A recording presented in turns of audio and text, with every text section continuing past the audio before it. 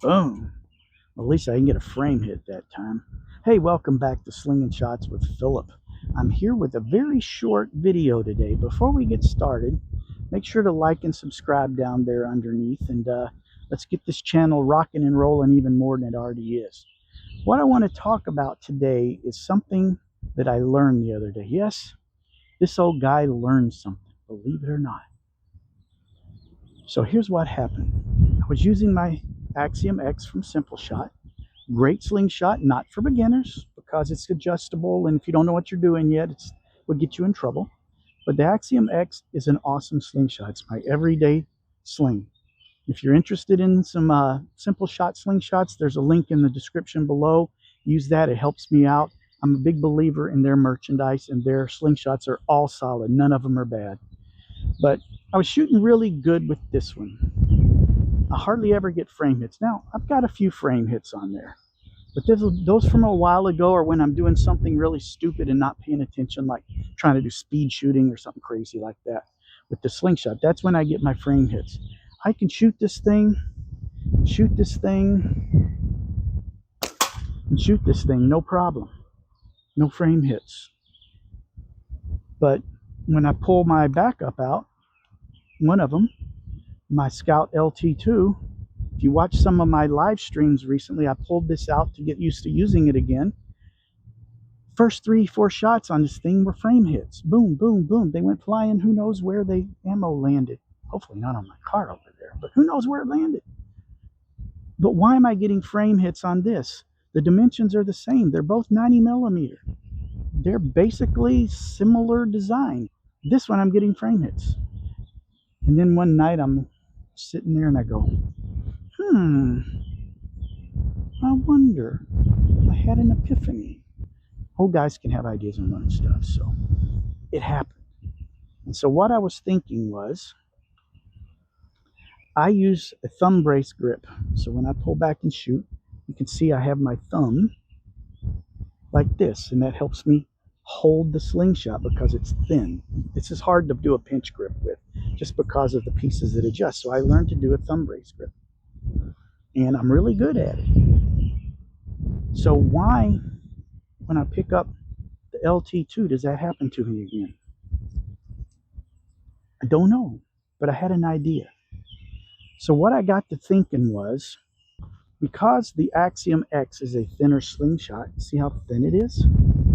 This brace and everything, my muscle memory has my hand holding it exactly like this, and I shoot it. However, look at the difference. The Scout LT2 is like twice as thick. And so if my muscle memory kicks in and I hold it like I do my Axiom, all of a sudden you can see I've got a tilt in it. It's not perpendicular. So all of a sudden now I have this tilt, which means this band is stretched tighter. That means it's going to fling the ammo up here, and I'm going to hit my frame, which is exactly what I was doing. So I said, when I shot the LT2, I always used a pinch grip. Why don't I use a pinch grip again? So I did. You know what? The frame hits went away.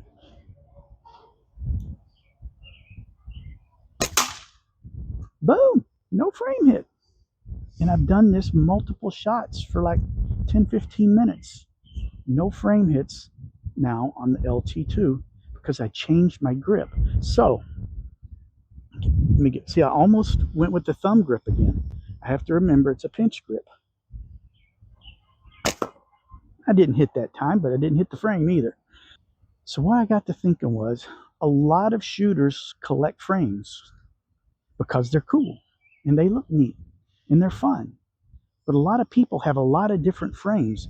And if you're shooting a frame that's thin like this one, and if you use that thumb support style of shooting that I do on my Axiom, then you pull out a thicker frame, all of a sudden you're now twisting your frame this way when you shoot, which is bad.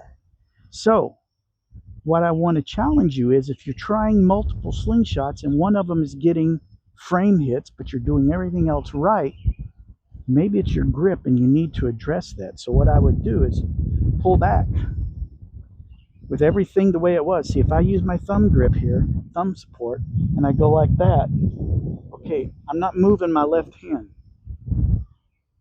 Look how it's tilted just ever so slightly. That's enough to cause a frame hit.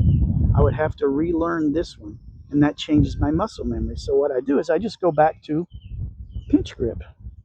Problem solved. So if you're getting frame hits when you change frames, check the thickness.